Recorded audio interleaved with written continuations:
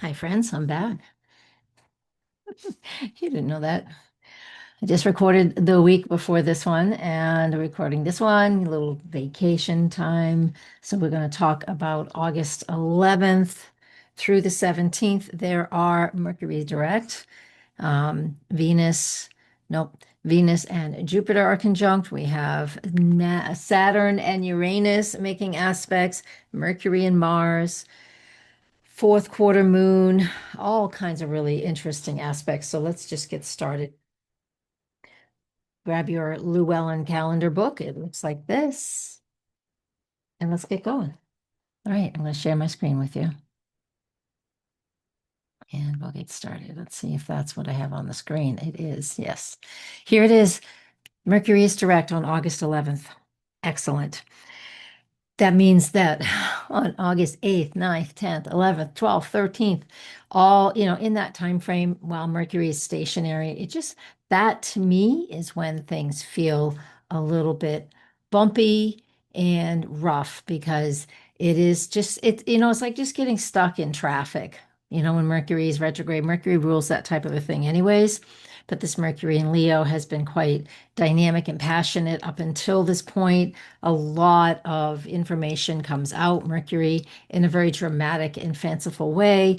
That is the Leo energy. And so Mercury stationary on Monday, August 11th, it's at 3:30 a.m. So again, days before and a couple days after, we just want to give ourselves the grace and some space just to allow whatever is going on just to do what it's doing. Whether things are feeling stuck and frozen, fine. Accept it. Just do what you can. If things feel like, because some people will feel like a switch has been flipped and they immediately feel like it's over, then that is you in your head making that happen. So what does that mean? That means you can do that anytime you want. If you feel like you want to pick a certain date, whether Mercury is stationary, retrograde, it doesn't matter. You, if you think the minute that Mercury goes direct, that there is a flip of a switch, then you're the one manifesting that, okay? Because again, it's just like slowing down to stop. You have to pause before you can continue to go. And that's what this represents. So, just metaphorically speaking, just like let things slow down, let them be the way they are, and then allow these things to move forward. It's at 4 degrees, and you can see the such pile up that we have here between Uranus at 1 and Saturn at 1, Neptune at 1, Pluto at 2, Mars is at 2, and Mercury is at just over 4. That's quite the pile up. We've got 6 planets all jammed in that first 5 degrees of the zodiac signs that they're in. And Mercury is the one that's not moving here. And so it just creates a lot of stress and a lot of tension. And while we feeling like the need to move forward and get a lot going and really get things moving, there's still a little bit of a waiting period. So take your time. You can move with confidence sooner than later because that Leo energy does feel really confident. But just finalize your plans, finalize what's going. Honest to God, I would wait until the next new moon before I do anything, which will be in Virgo. But in the meantime, you do you and figure out what this means to you as Mercury stationary on August 11th, not moving a whole lot. It's not moving at all. And it just helps us we can take our time and we can just process what our next step is. That's what we need to be doing with Mercury retrograde. There aren't a lot of aspects on this week, but we do have 5 altogether. 1, 2, 3, 4, 5. All right, what we have next, also on Monday, August 11th, super simple aspect. This is Saturn and Uranus are sextile. Where is Saturn? There it is. Neptune will do that in the near future as well. But let's focus on Saturn and Aries sextile, that Uranus in Gemini. So, yeah, a little helpful. Sextiles are helpful in a sense that they're both the same polarity. So, fire and air signs are the the yang polarity. So that means the masculine, so the movement, the what steps do I need to take? Uranus is not retrograde, Saturn is. So the Saturn in Aries is wanting us to take steps towards long-term goals. And while that Uranus in Gemini is inspiring all of this abundance of information that comes at us incredibly quick, unexpected opportunities, unexpected information, even unexpected solutions can show up when these two come together like this. So we have some chaos effect with the Uranus. And then, with that being said, the structure of what Saturn represents gives us this opportunity to implement or to initiate something that feels more stable for us, right? Something that feels more stable, but the chaos effect, if you will, is definitely strong in this aspect, with this chart. So, long range things, boy, it's hard to plan anything long range right now, in my opinion. That's just the way I'm seeing it at this point in time, just because we're trying to create something fresh and something new while what are we building it on? We could see that in the world, but how about in your own personal life? If you're trying to initiate or do something fresh and new, what are you building it on? Is it a strong foundation? That's a question for you to contemplate. Okay. Pluto's right there, almost out of bounds. Not quite, though. Just creates intensity as well in its own nature. All right, August 12th, and this is at 1:30 in the morning Eastern time. So if you're on the west coast of the United States, this is at 10:30 p.m. on the west coast of the United States on August 11th. So we're feeling this aspect coming up August 10, 11, and 12. And the Venus Jupiter conjunction, Cancer, beautiful. While we're having a lot of stressors going on in one area, right?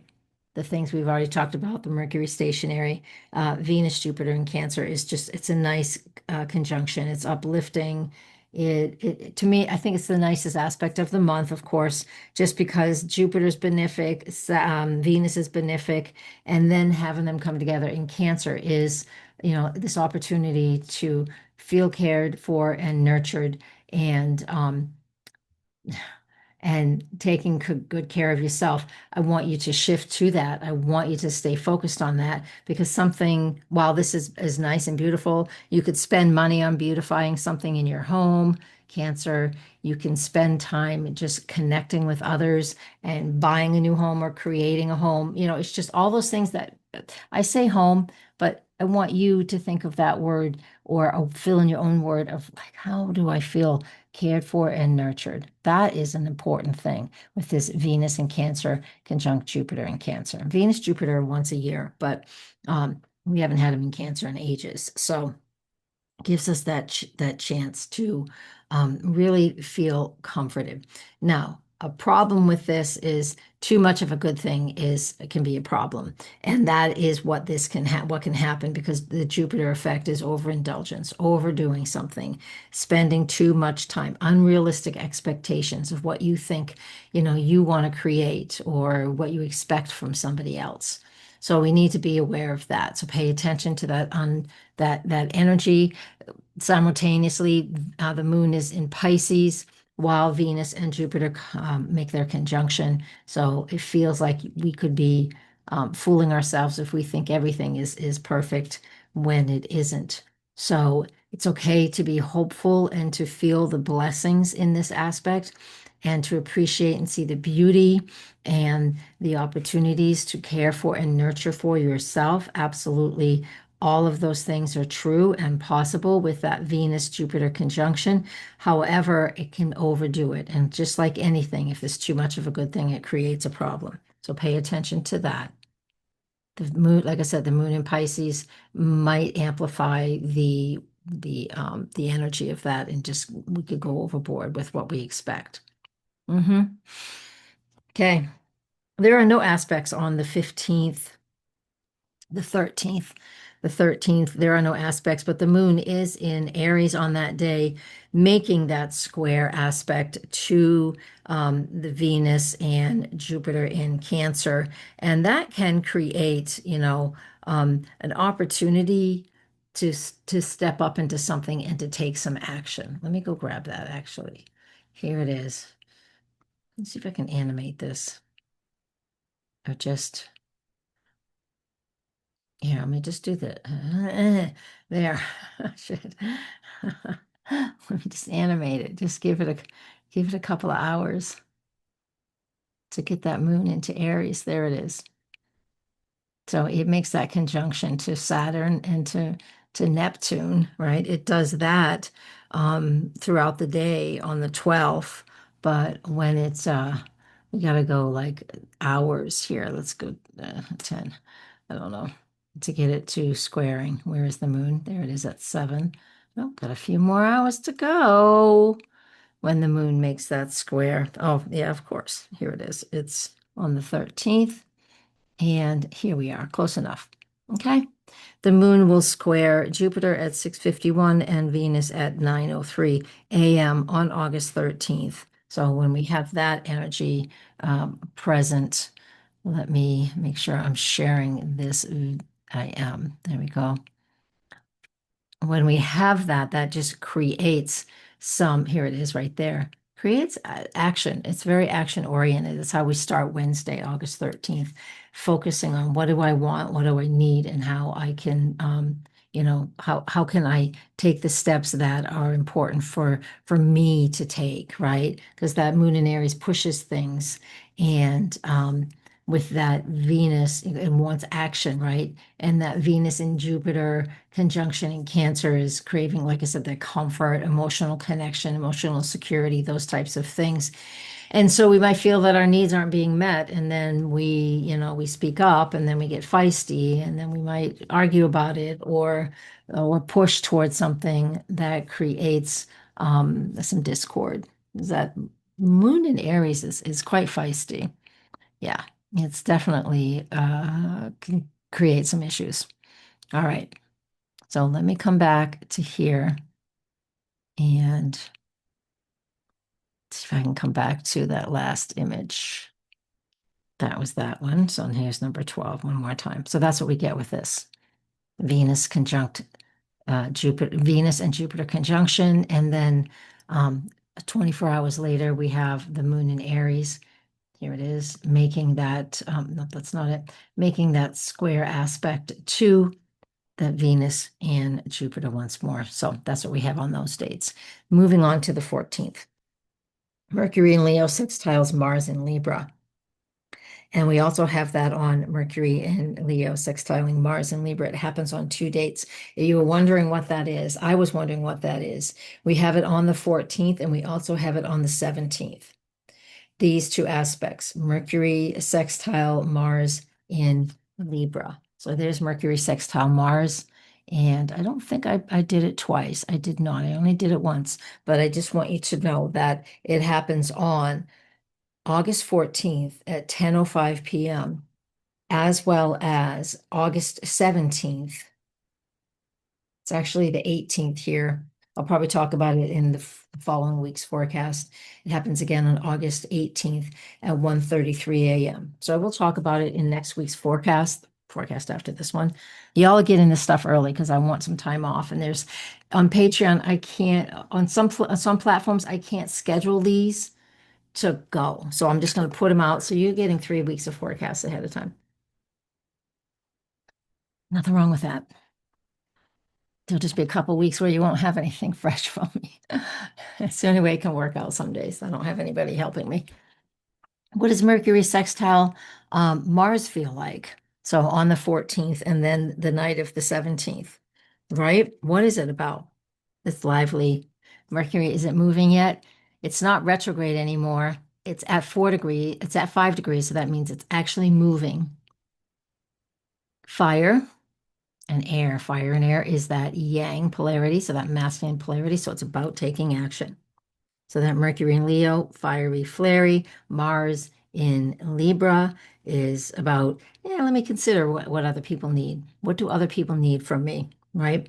Together, it can create, now that we at least have Mercury moving forward, we can feel like we can accomplish some conversations, get some things done, some things accomplished, get an idea out there just to ignite this energy, just to get it moving, moving, moving. Words can come easy, unlike right this minute, because I keep repeating myself. Words can come easy, and we have this opportunity to write, to teach, to get our message out there, and especially in a way that feels balanced and a bit harmonious. That is a positive way, especially to use a sextile. Now, again, sextiles aren't difficult for the most part, but maybe this is just like finally somebody hears it's the last straw, and then they just bust out and they break open. Because remember, I told you in last week's forecast, the week meaning the week of August 4th to August 10th, I talked about Mercury entering Libra, and those first 10 degrees of Libra, excuse me, any sign, very feisty, pure, condensed energy of what that sign means. And so I feel like there could be some arguments and some debates. This is like legalese, if you will. Legalese meaning, what do they call it? What do they call it? Oh, I can't remember the word right now. You know, when you're in court and the judge, litigation, that's the word. Could be litigation, whether that's legal litigation or just litigation between you and somebody else. There's something absolutely happening here that just keeps things moving, like just dialogue and information and back and forth between people. It's a lot of energy, but it can be productive too. So don't be worried about that. All right, next, the last quarter moon. Where is that? Oh, here it is. I jumped ahead on my notes. I just have them out to make sure I know what I'm talking about. When I do the month forecast, so if you're not on a tier that has the monthly forecast, I do that once a month. Usually it's the first week of every month. We'll see when I get it out this month. Um, yeah, the last quarter moon in the sign of Taurus. Here it is. The moon's in Leo, 23 Leo, and the sun is 23 Leo and the moon is 23 Taurus. Moon is exalted in exaltation. It's okay in the sign. It likes the sign, but it asks us to slow down and appreciate good life, right? Taurus are the senses. So good food, where you live, land, forest, just lots of good things like that. And that's that moon in Taurus. So it gives us those opportunities to feel grounded, to feel stable, to feel comfort, and to assess what real life is for you. Okay. So important. Simultaneously, I'll get to the extra dates here in a minute, but simultaneously, by declination, the moon and Pluto are contraparallel. So what that tells me is that they're not connected over here at all. They're not connected by aspects. You can see that here too in the aspectarium. But declination, they are contraparallel, meaning they feel like they're opposing each other. And so that also tells me that there is an opportunity for a deeper change and a deeper something for us to let go of. And that last quarter moon is about that, is always about just tying up loose ends. Whether we're looking at it from the last week of this lunar cycle for the chart that's on the screen, right? Or if we're looking at it through that lunar gestation cycle, which this is 27 months from a new moon ages ago, 27 months ago, and we're in the final 9 months because there's a total 3 year from new moon to new moon. And so it gives us this opportunity for us to really tie up loose ends around finances, around our commitments, around the things we love and value, the things that help us to feel grounded and stable. And what we have to do with this full moon, this last quarter moon, is to trust your senses, trust your body, trust your instincts, rest where you can, so we can just move through this final phase. And again, it can last 9 months, but it can also just be that 1 week because we're a week away from the next new moon as relating to the date that's on the screen in the top left-hand corner. Okay? Okay. Let's talk about the lunar gestation cycle. I'm just going to give you the dates this time instead of hunting them down. This was 27 months ago. We had a new moon on May 19th, 2023. And actually, I will do it because I like to see those too. Here's that last quarter moon. Go to the lunar phase. Listen, guys, if ever you want solar fire, it's over $360. I can't remember exactly how much it is right now. I have a discount code that gives you $54 off. And it is the letters, capitals, please, NH Astro, NH Astro, NHASTRO. You put that in once you go onto their website. If you want a link to their website, even tell me and I can send that to you too. But NH Astro gets you $54 off software. That is like, I think it's $365. So it's a nice discount.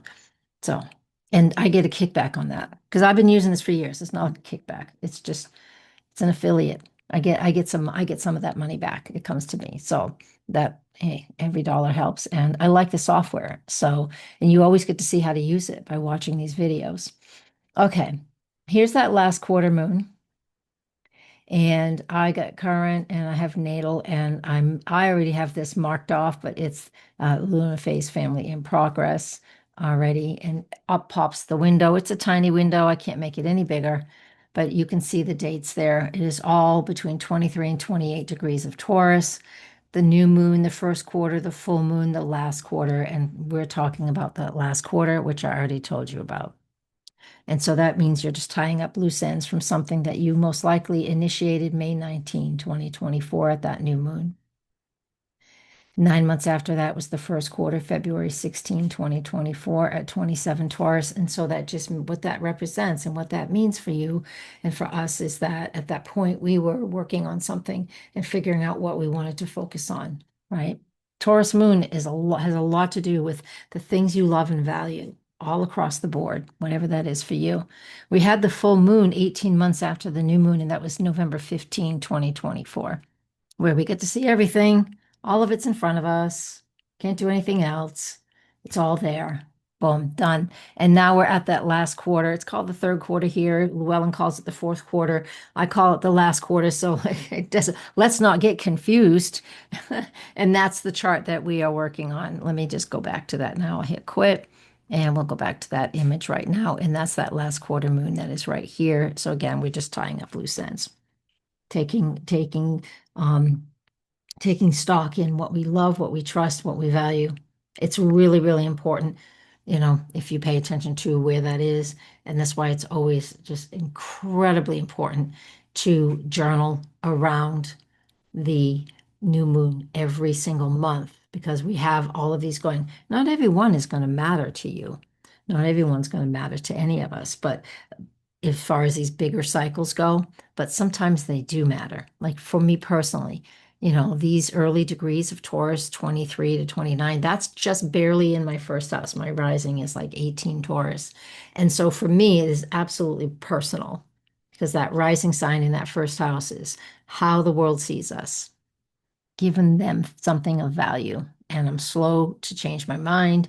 I have to process things deeply before I step into anything. So that's what we got there. I'm going to stop right there.